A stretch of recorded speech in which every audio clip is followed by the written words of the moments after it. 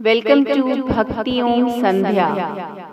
For more videos, please subscribe, like and share. Happy Makar Sankranti.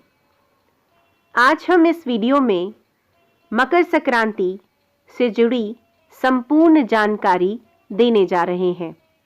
Makar Sankranti क्या होती है, क्यों बनाई जाती है, इसका अर्थ क्या है, इसका इस साल शुभ मुहूर्त क्या है, ये क्यों बनाई जाती है, इसका महत्व क्या है और इस दिन पतंग क्यों उड़ाई जाती है और तिल का इससे जुड़ा क्या ज्ञान है, क्यों खाए जाते हैं तिल। इस मकर संक्रांति से जुड़ी सारी जानकारियां अब हम आपको देने जा रहे हैं। हिंदू धर्म में त्योहारों की तारीख तय करने के लिए चंद्रमा की स्थिति को ध्यान में रखा जाता है। इसलिए अक्सर कई बार त्योहारों की तारीख और पूजा के शुभ मुहूर्त को लेकर लोग असमंजस में पड़ जाते हैं। फिलहाल नए साल की शुरुआत के साथ ही कुछ दिनों में लोहड़ी और मकर संक्रांति का त्यौहार मनाया जाएगा, लेकिन हर साल मकर संक्रांति की सही तारीख को लेकर उलझन की स्थिति होती है कि मकर संक्रांति का त्यौहार 14 जनवरी को मनाया जाएगा या 15 जनवरी को।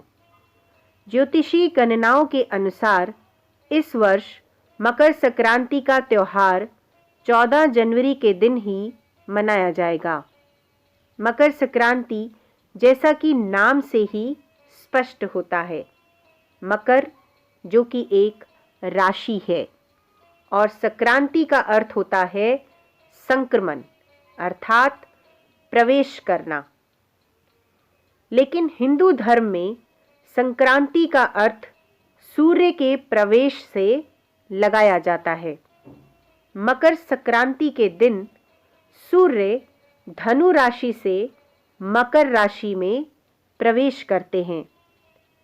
एक राशि को छोड़कर दूसरे में प्रवेश करने की इस क्रिया को संक्रांति कहा जाता है।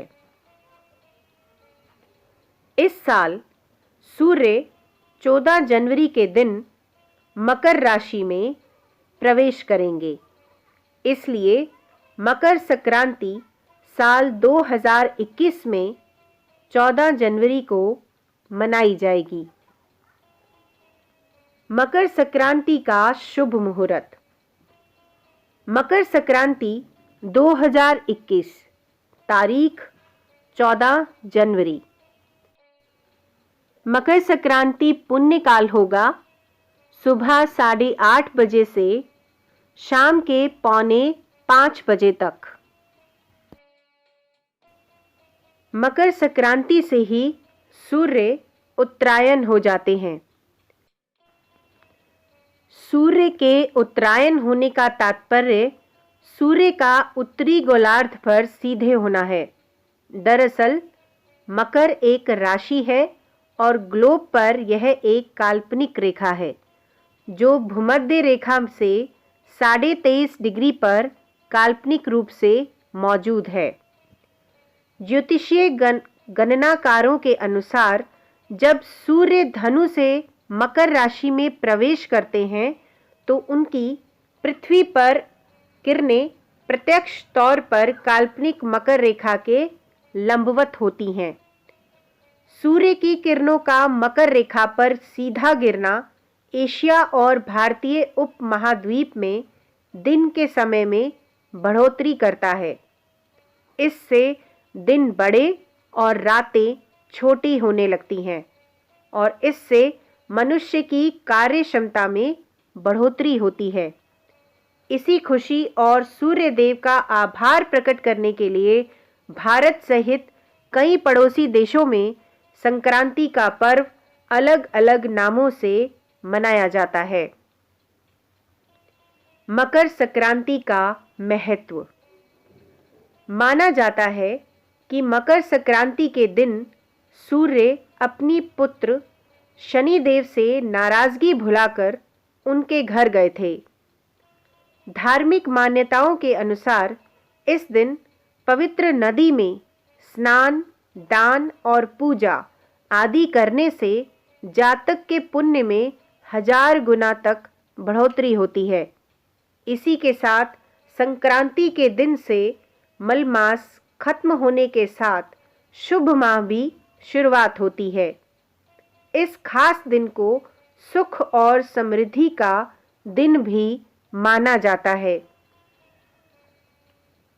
मकर संक्रांति को दान का लाभ। मकर संक्रांति को भगवान सूर्य दक्षिणायन से उत्तरायण होते हैं। इस दिन पवित्र नदियों या कुंड में स्नान, दान, जप, तप और अनुष्ठान का अधिक महत्व माना गया है। इस अवसर पर किया गया दान का पुण्य 100 गुना तक बढ़ जाता है। मकर संक्रांति पर खर मास समापन। हिंदू धर्म में ऐसे कई महीने हैं जिन्हें शुभ नहीं माना गया। इन महीनों के दौरान किसी भी तरह के शुभ एवं मांगलिक कार्यों को करने की मनाही होती है। ऐसा ही एक माह है खर मास। मकर संक्रांति के दिन से ही खर मास का समापन हो जाता है। 16 दिसंबर 2020 से शुरू हुए खर मास का समापन भी मकर संक्रांति के दिन होगा। अब मकर संक्रांति के बाद से विवाह, मुंडन, गृह प्रवेश, उपनयन संस्कार आदि के लिए मुहूर्त की शुरुआत हो जाएगी। मकर संक्रांति पर पतंग महोत्सव क्यों बनाया जाता है? पुरातन काल से ही मकर संक्रांति के दिन पतंग उड़ाने का चलन रहा है। मौजूदा दौर में कुछ लोग मकर संक्रांति को पतंग महोत्सव के नाम से भी जानते हैं। इस दिन लोग अपनी अपनी छतों पर खड़े होकर पतंग उड़ाते हैं। हालांकि पतंग उड़ाने के पीछे कुछ घंटे सूर्य के प्रकाश में बिताना मुख्य वजह बताई जाती है। मकर संक्रांति के समय सर्दी अपने जोरों पर होती है और ऐसे सूर्य का प्रकाश शरीर के लिए स्वास्थ्यवर्धक और त्वचा और हड्डियों के लिए बेहद लाभदायक होता है। मकर संक्रांति के दिन तिल दान की परंपरा है और लोग तिल से बने खाद्य पदार्थ का भी सेवन करते हैं। इसके धार्मिक के साथ ही वैज्ञानिक पहलू भी हैं। मकर संक्रांति के दिन तिल दान से 100 गुना फल की प्राप्ति होती है। तिल दान या तिल से बनी सामग्री ग्रहण करने से कष्टदायक ग्रहों से छुटकारा मिलता है। मान्यता है कि माघ मास में प्रतिदिन तिल से भगवान विष्णु की पूजा करने से व्यक्ति के सारे कष्ट दूर हो जाते हैं। मकर राशि के स्वामी शनि देव हैं। सूर्य पुत्र होने के बावजूद उनका सूर्य से शत्रुवत संबंध होता है। ऐसे में शनि के भाव में सूर्य की उपस्थिति से कष्ट ना हो, इसलिए मकर संक्रांति के दिन तिल का दान और सेवन किया जाता है। लेकिन इस तिल के कुछ वैज्ञानिक पहलू भी हैं। तिल और गुड़ गर्म होते हैं। इसके सेवन से शरीर गर्म रहता है। तिल के तेल से शरीर को भरपूर नमी भी मिलती है।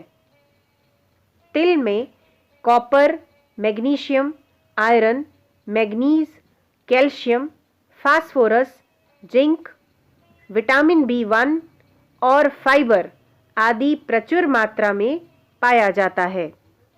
तिल के सेवन से शरीर को भरपूर कैलोरी हासिल होती है। तिल एंटीऑक्सीडेंट होता है जो शरीर में मौजूद कीटाणुओं का नाश करता है।